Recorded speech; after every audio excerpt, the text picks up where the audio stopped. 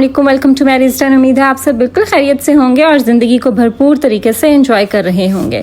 आप सबको ईद मिलादुन्नबी मुबारक हो। आज व्लॉग में मैं आपके साथ शेयर करूंगी कि मैंने आज के दिन का आगाज़ किस तरह से किया, मैंने क्या तैयारी की, और इसके साथ साथ मैं आप सल्लल्लाहु अलैहि वसल्लम की कुछ सुन्नतें आपके साथ शेयर करूंगी और दुरूद शरीफ की फजीलत पर भी बात करेंगे। चलें जी, आज का व्लॉग शुरू करते हैं। सबसे पहले तो मैंने सुबह उठते साथ ही खीर बनाई थी आज, क्योंकि मैंने मीठे से जो है वो दिन की शुरुआत की थी। और यहाँ पर मैंने चावल की खीर बनाई। मैंने 1 कप चावल भगो के रख दिए थे, उनको मैं यहाँ पर ब्लेंडर में उनका पानी निकाल कर उनको ब्लेंडर में डालकर थोड़ा सा पानी डालकर इसको फिर मैं ब्लेंड कर लूँगी।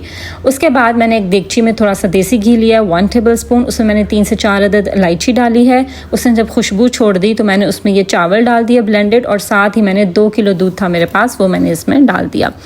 उसके बाद मैं इसको चम्मच से कॉन्टीन्यूसली हिलाती जाऊँगी। फ्लेम को हम मीडियम टू लो रखेंगे और चम्मच हिलाते जाएंगे। याद रखिए अगर खीर में आप चम्मच मारना छोड़ देंगे तो वो नीचे लग जाती है, जल जाती है और उसकी बहुत गंदी स्मेल आती है खीर में।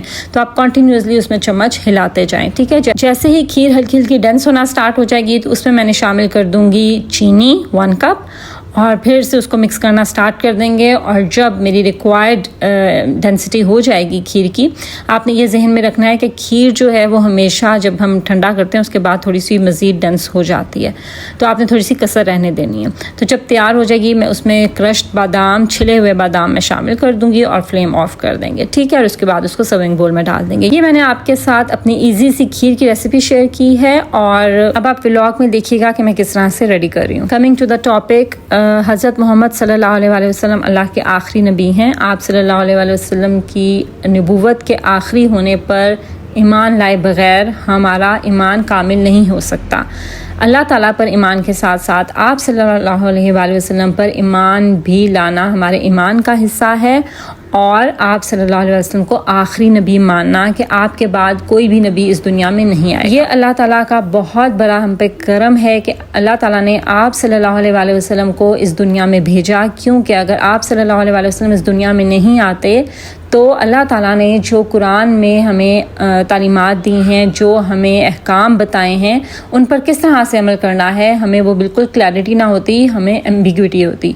तो आप सल्लल्लाहु अलैहि वसल्लम की ज़िंदगी कुरान पाक का अमली नमूना है। जो अहकाम अल्लाह ताला ने हमें कुरान पाक में दिए हैं उनको करके आप सल्लल्लाहु अलैहि वसल्लम ने हमें दिखाया कि प्रैक्टिकल लाइफ में हमने उन्हें क्या करना है, कैसे करना है। आप सल्लल्लाहु अलैहि वसल्लम की नबूवत पर ईमान लाने के बाद हमारा काम है आप सल्लल्लाहु अलैहि वसल्लम की सुन्नत पर अमल करना। जो आप सल्लल्लाहु अलैहि वसल्लम ने हमें ज़िंदगी गुजारने का तरीका बताया है उसको फॉलो करना।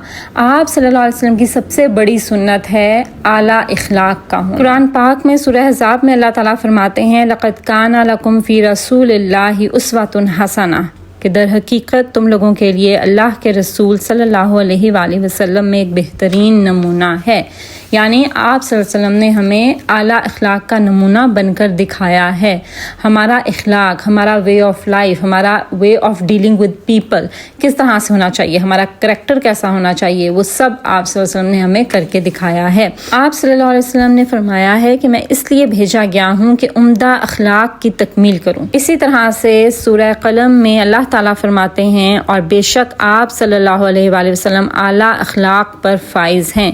यानी आप सल्लल्लाहु अलैहि वसल्लम का अखलाक बेहतरीन अखलाक है, और वो हमारे लिए एक प्रैक्टिकल एग्जाम्पल है कि हमारा अखलाक, हमारा करैक्टर, हमारे मॉरल्स, हमारा way of dealing with people, हमारा वे ऑफ लिविंग, हमारा way of speaking, way of communication, ये हमारा कैसा होना चाहिए, ठीक है। तो सबसे पहले तो हम अगर आप सल्लल्लाहु अलैहि वसल्लम की सुन्नत पर अमल करना चाहते हैं तो सबसे पहले हम अपनी ज़ात से शुरू करते हैं। जो मैं आपको बार बार बात करती हूँ, मेरे जो बेसिक मेरा जो अपने इस चैनल बनाने का मकसद था वो सेल्फ इम्प्रूवमेंट था, सेल्फ ग्रोथ था, कि मैं अपने साथ साथ आप लोगों को भी सेल्फ इम्प्रूवमेंट की तरफ लेकर आऊँ कि हमें अपनी ज़ात में ही हमारे अंदर कितनी वीकनेसेस हैं, कितने वीक पॉइंट्स हैं, और हमें अपने ऊपर काम करने की किस हद तक ज़रूरत है।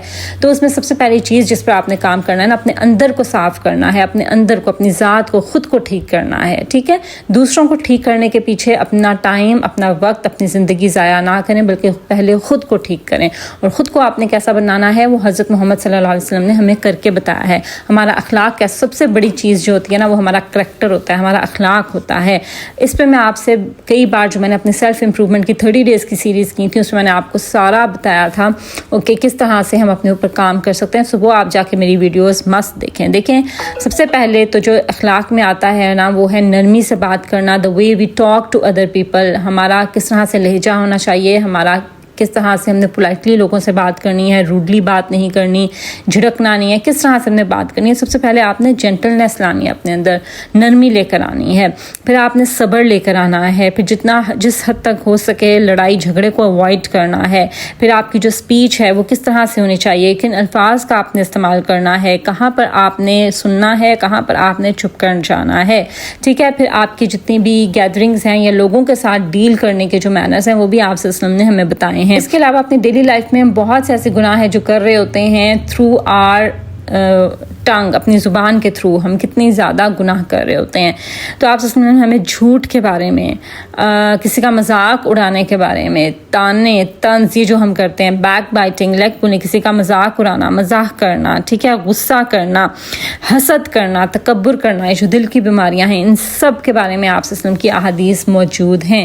سو اگر آپ فیل کرتے ہیں کہ ان میں سے کچھ بھی آپ کے اندر ہے تو اس کے اوپر کام کیجئے اور اس کو صحیح سمت میں لے کے جائیے, درست کیجیے. اس کے علاوہ پھر جو ہم بخیلی کرتے ہیں یعنی کنجوسی کرتے ہیں اس کے بارے میں آپ سے نے بتایا ہے. پھر ہمارے اچھے کریکٹر میں ہمارا جو مینرز ہیں, سوشل مینرز, وہ آ جاتے ہیں. پھر ہمارے ریلیشن شپس ہیں, ہمارے والدین کے ساتھ تعلقات, ہمارے اپنے اسپاؤس کے ساتھ, میاں کے بیوی کے ساتھ سلوک, بیوی کا میاں کے ساتھ سلوک, اس کے لیے آپ سے کی لائف ایک پریکٹیکل نمونہ ہے, ایک پریکٹیکل اگزامپل ہے. پھر بچوں کے ساتھ ہم نے کس طرح سے بہیو کرنا ہے, ان کی پیرنٹنگ کس طرح سے کرنی ہے, اس کے اوپر آپ وسلم کی لائف میں ہمارے لیے جو ہے بیسٹ اگزامپل ہے. پھر ہم لوگوں نے جو ہے وہ صلہ رحمی کیسے کرنی ہے, لوگوں کے ساتھ اپنے تعلقات اپنے رشتہ داروں کے ساتھ کس طرح سے نبھانے ہیں. پھر ہمارے نیبرس کے ہم پر کیا حقوق ہیں. پھر جو کوئی غریب ہمارے گھر میں آیا یا کوئی مانگنے والا ہوتا ہے اس کے ساتھ ہم نے کس طرح سے بہیو کرنا ہے. ٹھیک ہے. سو ان سب چھوٹی سے چھوٹی اور بڑی سے بڑی جو لائف کی ڈیٹیلز ہیں اور جو ہمارے اخلاق سے ریلیٹڈ, ہمارے کریکٹر سے ریلیٹڈ ہیں, وہ ہمیں آپ کی زندگی میں جو ہے اس کی ایک ایگزامپل ملتی ہے. اور آپ سے نے ہمیں کر کے دکھایا ہے کہ ہم نے کس طرح سے ان کے اوپر کام کرنا ہے, خود کو بیسٹ ورژن بنانا ہے. خود کو ہم کوشش تو کر سکتے ہیں نا, دیکھیں ہمیں سے کوئی بھی پرفیکٹ نہیں ہے, نہ ہی پرفیکٹ ہو سکتا ہے, لیکن ہم کوشش کر سکتے ہیں پرفیکٹ بننے کی, اچھے سے اچھا بننے کی, اپنی خامیوں کو دور کرنے کی. اس کے علاوہ آپ صلی اللہ علیہ وسلم کی اور جو ایک سنت ہے جو کہ بہت جس کے اوپر بہت زیادہ جس کو فوکس کیا گیا ہے وہ ہے اپنی ہائیجین کا خیال رکھنا. اس کے اوپر بھی میں آپ سے بات کرتی رہتی ہوں کہ اپنی پرسنل ہائیجین کا, اپنی صفائی کا کس طرح سے خیال رکھنا ہے. آپ کی بے انتہا احادیث ہیں اور آپ کی سنت بھی ہے اور آپ کی زندگی سے بھی ہمیں پتہ چل رہا ہے کہ آپ ہر ٹائم جو ہے مسواک کرتے تھے, ہر ٹائم آپ مسواک کرتے رہتے تھے. سو اپنے دانت صاف کرنا کس قدر امپورٹنٹ ہے کہ آپ کے منہ سے اسمیل نہ آئے جب آپ کسی سے بات کرتے ہیں. دیکھیں جب آپ کے منہ سے اسمیل آتی ہے نا تو آپ کے شولڈرز پر جو فرشتے ہوتے ہیں ان کو بھی آپ سے اسمیل آتی ہے اور رحمت کے فرشتے آپ سے دور ہو جاتے ہیں. سو بہت حد تک کوشش کریں کہ اپنی جو اورل ہائیجین ہے, منہ کی صفائی ہے, اس کا خیال رکھیں, صحیح سے برش کیا کریں. پھر آپ سے بدبو نہ آئے کیونکہ آپ سے بہت زیادہ خوشبو استعمال کرتے تھے.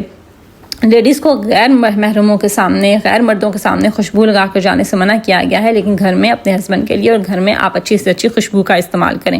اچھی اور بہترین اور مہنگی خوشبو لگانا آپ صلی اللہ علیہ وسلم کی سنت ہے. ٹھیک ہے. تو خوشبو لگائیں. اس کے علاوہ صاف کپڑے پہننا, یہ جو میں بار بار آپ سے بات کرتی ہوں کہ گھر میں بھی صاف ستھرے کپڑے پہنیں, بدبودار نہ رہیں, لہسن اور ادرک کی بدبو نہ آپ سے آ رہی ہو, تو یہ سب سنت ہے. یہ آپ صلی اللہ علیہ وسلم کی لائف سے ہمیں پتہ چلتا ہے. تو صاف ستھرے دھلے ہوئے کپڑے پہنیں, اچھا بولیں, اچھا پہنیں, اچھے لگیں, اچھا کھائیں. یہ سب آپ صلی اللہ علیہ وسلم کی سنت ہیں. اس کے بعد نماز پڑھنا آپ صلی اللہ علیہ وسلم کی ایک اور بڑی سنت ہے. دن میں 5 بار نماز پڑھنا, اللہ کے آگے سجدہ ریز ہونا اور اللہ کے آگے شکر گزاری لے کر آنا اور اللہ کا شکر گزار ہونا کہ اللہ تعالیٰ نے ہمیں اس زندگی میں کتنی زیادہ نعمتوں سے اور رحمتوں سے نوازا ہے, اور جو بھی حاجت ہو اور جو بھی پریشانی ہو اس کا اللہ کے آگے ذکر کرنا. تو یہ سب ہمیں آپ صلی اللہ علیہ وسلم کی زندگی سے ہمیں ایگزامپلز ملتی ہیں. سو ہم لوگوں نے جو ہے ان سب سنتوں پر جس قدر عمل کر سکیں ہم وہ کریں. دیکھیں آج کا کام جو ہے ہمارا یہ نہیں، ہمیں آپ صلی اللہ علیہ وسلم کی زندگی میں اور آپ صلی اللہ علیہ وسلم کی زندگی کے بعد صحابہ کرام کی زندگی میں ہمیں کبھی اس چیز کی اگزامپل نہیں ملتی کہ آپ صلی اللہ علیہ وسلم کی اس برتھ ڈے کو یا آپ صلی اللہ علیہ وسلم کے پیدا ہونے کے دن کو سیلیبریٹ کیا گیا ہو ایز اے برتھ ڈے، اور اس کی ہمیں جو ہے اگزامپل نہیں ملتی. سو ہم نے آج کے دن ہم نے کیا کرنا ہے کہ ہم نے خود سے عہد کرنا ہے کہ ہم لوگ وہ کریں گے جو آپ صلی اللہ علیہ وسلم نے کر کے دکھایا ہے. ہم آپ کی سنت پر عمل کریں گے. کوئی بھی ایک سنت آج جو ہے وہ آپ سوچیں اور لکھ لیں اپنی ڈائری میں کہ یہ ایک سنت ہے جس کو میں اس سال اڈاپٹ کروں گی اور اس پر میں کام کروں گی اور اس پہ عمل کرنے کی میں بھرپور کوشش کروں گی. یہ آپ کیجیے آج کے دن. اور دوسرا کام جو آپ نے کرنا ہے درود شریف پڑھنا ہے بہت زیادہ، کیونکہ درود شریف کی بہت زیادہ فضیلت ہے. ایک حدیث کے مطابق جب ہم ایک بار درود شریف پڑھتے ہیں تو ہم پر 10 رحمتیں نازل ہوتی ہیں. 10 بار پڑھیں گے 100 رحمتیں ہوں گی، 100 بار پڑھیں گے 1000 رحمتیں ہم پر نازل ہوں گی. تو جس قدر ہو سکے درود شریف پڑھیں. درود شریف پڑھنے سے آپ کی حاجات بھی پوری ہوتی ہیں، آپ کی ضروریات پوری ہوتی ہیں، آپ کا جو چاہیے اللہ تعالیٰ اس میں رحمت کرتے ہیں، اور اس کے ساتھ ساتھ آپ کی پریشانیاں دور ہوتی ہیں، آپ پہ اللہ کی رحمت ہوتی ہے، آپ کے گناہ معاف ہوتے ہیں. سو جس قدر ہو سکے درود شریف پڑھیں. اکثر ایسے ہوتا ہے نا کہ نماز کے بعد ہم مانگنا چاہ رہے ہوتے ہیں اللہ تعالیٰ سے، لیکن ہمیں الفاظ سمجھ نہیں آ رہے ہوتے کہ ہم کس طرح سے اللہ سے مانگیں. تو آپ پھر اس ٹائم درود شریف پڑھ لیں تو آپ کی حاجت اللہ تعالیٰ سنتے ہیں. ٹھیک ہے، چلیں جی آج کا ولاگ اینڈ کرتے ہیں درود شریف کے ساتھ. آئی ہوپ کہ آپ کو میری آج کی ویڈیو اچھی لگی ہوگی. اگر لگتی ہے تو اس کو ضرور لائک کیجیے، فرینڈس اور فیملی کے ساتھ شیئر کیجیے، میرے چینل کو ضرور سبسکرائب کر دیجیے. چلیں جی درود شریف کے ساتھ ولاگ کو اینڈ کرتے ہیں. اللہم صلی علی محمد وعلی آل محمد کما صلیت علی ابراہیم وعلی آل ابراہیم انک حمید مجید. اللہم بارک علی محمد وعلی آل محمد کما بارکت علی ابراہیم وعلی آل ابراہیم انک حمید مجید. This is Maria signing off until my next video. Allah Hafiz.